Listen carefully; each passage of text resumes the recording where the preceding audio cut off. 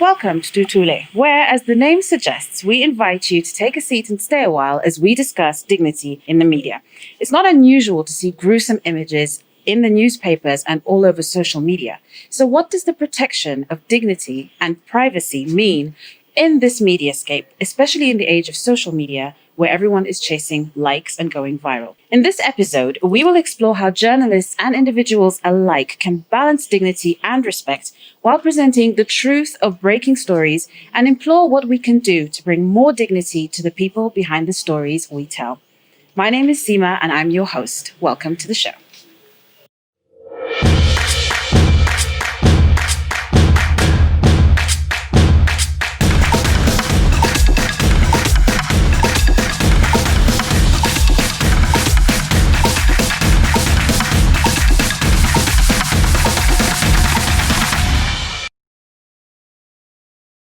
And now to introduce my guests. I'm Colin Asiimwe. I'm a communications professional. Hi, my name is Emily Worrall, and I'm also a communications expert, if you will. And I do a lot of work within NGOs exploring how to best tell stories as well as the media. And I'm Raymond. I'm a journalist, an ordinary guy on the street. I just write stories for a living. Colin, Emily, and Raymond, thank you for joining me today. Dignity in the media. In Ugandan media in particular, we are used to seeing pretty gruesome images, not just only in newspapers, but obviously on social media as well. What is the effect of internalizing these graphic images and stories? Raymond, let me start with you. The net effect of storytelling at the end of the day is drawing in your audience to understand the story and to act on that story. The idea behind journalism is actually to inform so that people can act on the information that you give them. So what happens normally is when you feed people some gruesome pictures, they start to expect that of you every time. And what social media has done is that traditional media had some controls over what could go and what couldn't pass. Social media has democratized access to information.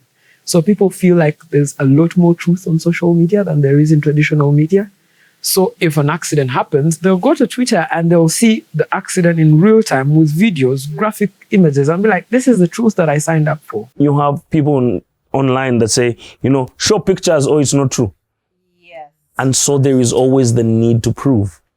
And that's how we ended up with the picture of the head, because media have had some missteps. Yes. And so people hold them now to a higher standard of, you must show us, or, it could just be your lies. Like when you said in this 2006 article that I will retire in 27, you carry the headline.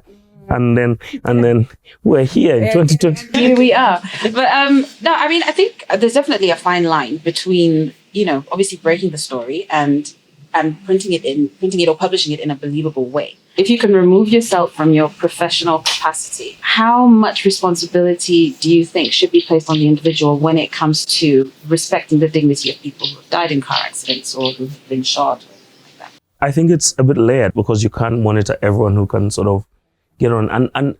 But to also be fair and to round it out, there has been good things that have come out of social media use. I think there's a whole campaign on Ugandan Twitter about driving the wrong way and how people sort of say take pictures and they use a certain hashtag and say this person's driving badly. And yes, and so those are some good things. But when you speak into it like that, I think that then we all carry the responsibility. What Colin's saying is there's a moral debate on what's good and what's bad. What's good for Colin may not be good for Raymond. What's bad for Colin may not be bad for Raymond. And what editors do when they sit back is have this collective societal consent where we say the conscience of this society is this. But with social media, where everyone is a publisher, that takes away the collective conscience of a society, and everyone then has their own conscience. They can decide with their own democracy what to do. They choose with their own finger. This is what I'll publish, this is what I'll not publish. Speaking of dignity in the media, one thing that has become very, very popular, of course, is nudes. I think all of us here know at least 3 people who have unfortunately had their nudes leak. I don't know if anyone here has ever shared any.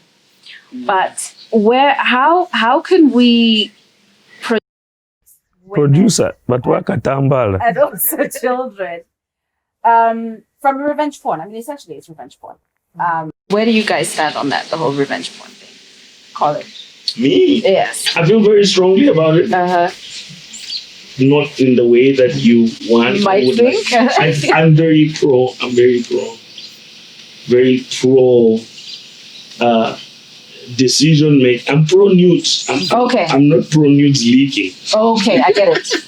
Is there a distinction? No, there is. Because you see, oftentimes the women are told, consent. just don't take them. No. A lot of the time. No, we must take them. They must continue to be taken. We have space. Yes. There is time. We're not going anywhere. These Corona times. Yes.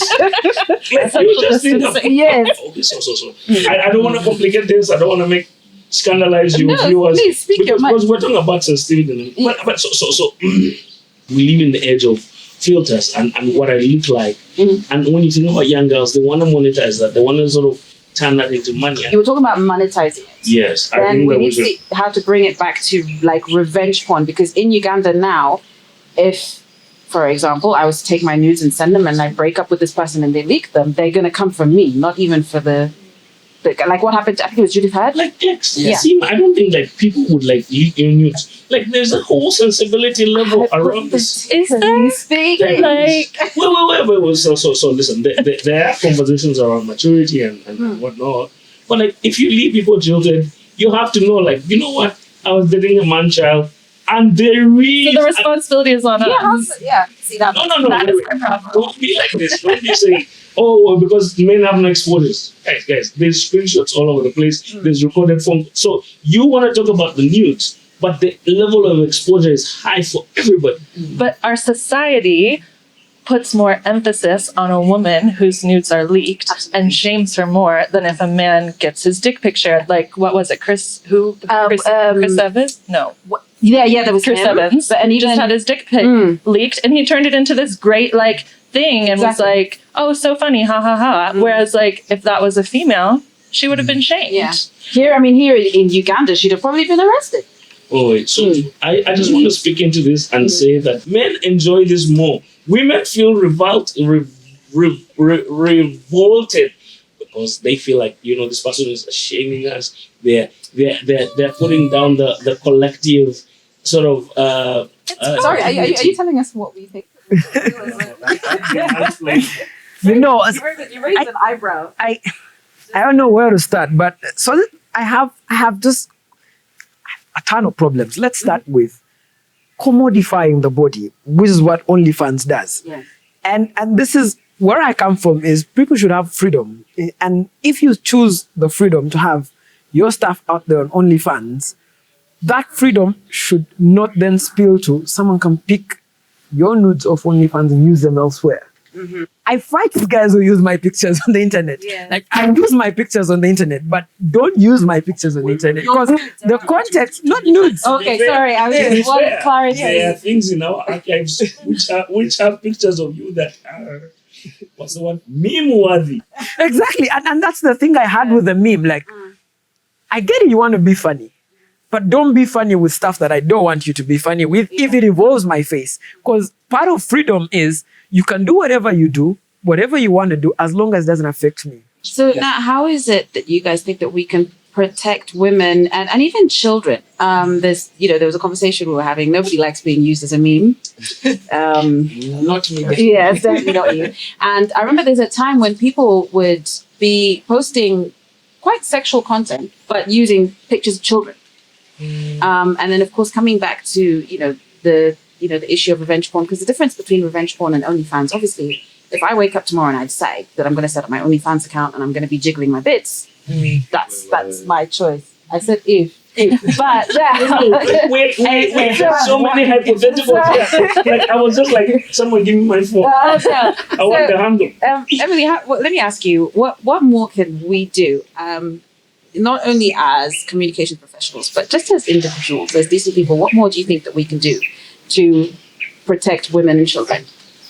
I mean, I think it's such a big conversation because women and children aren't protected outside of the media. True. They're not protected in life. That goes beyond that. So, of course, that's not going to be reflected in the media. And I think I've personally seen it a lot with children. Like, they're below the age of consent. And you can see them either have their parents exploit their stories or not be involved in even being able to control their own narrative because they're so young. Is it fair to say that it reflects a lack of sort of dignity in our own self? Like, you can see an image and a lot of people don't tend to think about the damage it can cause unless it directly relates to them, like if it happens to be a relative of theirs who has died in a car accident or whatever.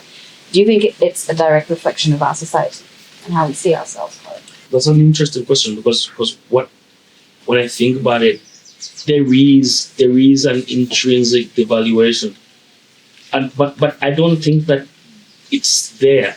I think it grows because the first time you see a decapitated head and the first time you see the Kasese massacres, you start and it's an argument that was made in media a long time ago around violence in movies and kids content and video games, and they kept saying, listen, if you keep showing kids images of people holding guns, wielding guns, you're going to build a gun culture and a violence culture, because then an incident that should define your life, that should sort of scare you, then becomes something normal. People can point guns at each other, they can shoot guns.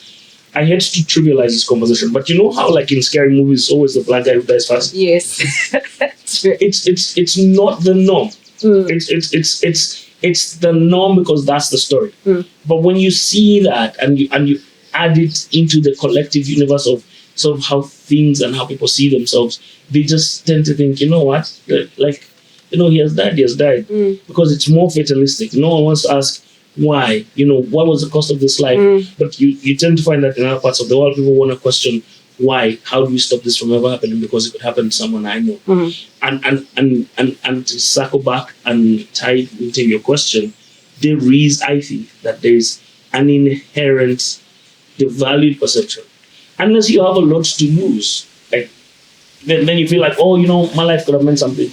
But then I feel like what these portrayals make you value. The thing I really want to put across is, if you want to change the world, you've got to have some level of empathy. And that's the thing that people are looking for in leaders, empathy. And the media has had this conversation on how do you spur empathy in people. And one of the initial use of photos in journalism was the Emmett Till murder. This young black boy was murdered and floated on a lake. And the mother decided, you know what, I'll leave the casket open to show people like what exactly happened to my child. And New York Times goes there and takes pictures of everything, and the photographer takes pictures of the casket. And when he comes back, the editor says, how are we going to inspire empathy in people if we don't use this picture? And that was the first editorial form of ethics around pictures. How do we use pictures? And the net effect of that has been a sustained civil rights movement. It started with a picture. But the decision making has to border on empathy. Am I sharing this photo so that it can inspire empathy in the people that are seeing it? And will it have that effect? Or when people see a lot of photos of dead people, they will move on. I And they'll move on with their lives. Back on that though, because do you think it has inspired empathy? Looking at it from an American lens, right? Like, I don't think it inspired empathy because we're still seeing the same issues in 2020. Yeah, but change is gradual. So the number of black people killed in Texas in the 18th and the 19th is gradually gone down. So that's the thing. Change is gradual. But the level of empathy that photo inspired has created a civil rights movement to go by. But Raymond, and this is my problem with this argument. Because for me, it triggers that whole conversation on poverty porn. And people taking pictures of poor, starving African children with mucus and flies. And you use that as a cover of a UN organization, all sorts of you work with civil society organizations. You guys are there, like, perpetrating this for years. I'm not making you answer for everyone's sins. Thank you. No, it's true. I mean, there's the way that Africa is perceived by the Western world. And if we keep seeing images of ourselves like that, really, it has to be damaging on a certain level. Leave alone the fact that people in the West might think that, we all run around naked and jump up and down with spears or whatever. I mean, I think a classic example of this, which is, of course, overused, but because it's so blatantly wrong, is Invisible Children. And like, they came here, I think, in 2006, maybe, and profiled Joseph Kony and the war in the North and made it like a bit more, like, obviously that is a tragedy, but it wasn't the reality as they made it to be. Everyone was like, oh, there's a war happening in Uganda. And it was like, there was a war happening and there's still ramifications from that. But like, this doesn't make sense and it doesn't add up. And then if there's so much responsibility in storytelling, especially as a white person, like you can't just sensationalize it for your own glory or whatever. So I feel that. Like, but I hear you. But you're not carrying all white people's guilt, no? No, I can't. So that. I'm sorry, I didn't mean to make it awkward. I just wanted to just put it out there. Don't carry all white people's guilt. The same way the guy who leaks the nukes doesn't carry the responsibility for. If I take the pictures, I don't carry the responsibility for how they're used. So you take the nukes, you send them to me. You go on the street, there's a riot, there's people getting decapitated. You take the pictures, but the guy who makes the decision to publish, that's the guy who carries the responsibility. Yeah, I think it's both. I do. I think because of social media and us being able to publish as and when what we want, there is the responsibility on the individual taking that content. It's shared responsibility, of course, because outside of a social media profile, there is someone that makes that editorial decision. But this is why I think personally we have to take some accountability. But Emily, so if we agree with this thought, so you go, you lie to people like you're part of the LGBT community.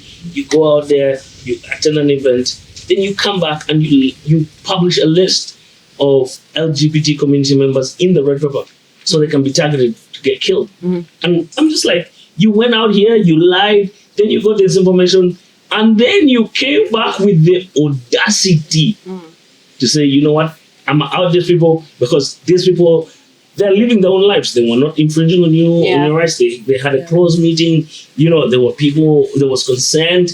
And then you just come out there and you just publish their names and then say, oh, we want to target them because we want to protect the morals of society. So I think that there's been a really large shift in the media. And I've seen this debate happen where responsibility then becomes about representation.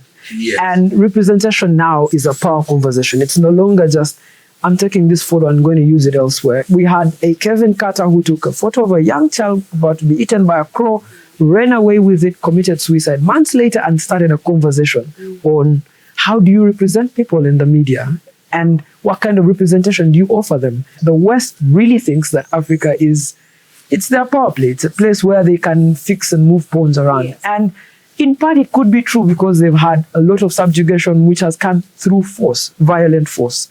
But now we have Africa pushing back and saying, look here, maybe not putting on clothes is not even a bad thing. Where I come from, people don't put on clothes. So if you guys put on clothes, that's yours. How we represent ourselves is by walking around naked. And don't create a narrative that that's bad for us. Absolutely. So just to wrap up and to try and end on a cheerful note, do you guys think that there's a way back from this when it comes to, like you mentioned, power dynamics in reporting, or what you were talking about with OnlyFans, and is there a glimmer of hope? Like in your mind, I have a box where I sit, and it's so scary. No, don't be false. Can never get a fair hearing. That's the media. Emily, is there anything hopeful or cheerful we could end on? Oh God, I'm a cynical person. Yeah. I mean, it's just so complex, and I think there's structural and institutional problems as well as individual societal problems. that all feed into this. And if we don't start unpacking those and questioning ourselves, especially in this age of like, I feel like when Trump came in, like it kind of brought a new wave of like post-truth, whatever you have that. And like, we need as a society to kind of realize that there are fundamentals that we can all agree on. And to me, that's dignity. Like we have to have that mutually agreed on, or else this problem will keep happening. Sure. Raymond, last words from you? I think that we can never have, and I respect you a great deal, but we can never get to a point where we have an agreeable society. Because the very idea of progress in society happens when there's conflict. And how that conflict is resolved then determines which societies progress faster, which ones do not. So we need to just get to a point where our conflicts are resolvable in an agreeable manner. So if, for example, I want to be portrayed as nude, please do not try to dress me up in clothes. Do not. Understand why I like to be nude. And if you want to represent me to your people, then allow me to have power of representation to the people you're representing me to. And I think that then gives me dignity. It also allows me to also see you as a human being with dignity. My views are that if you want to have an OnlyFans account, you should absolutely have an OnlyFans account. Yes. But and if you want to take nudes, then you can. I think that you should. You should. No, you must. but I want to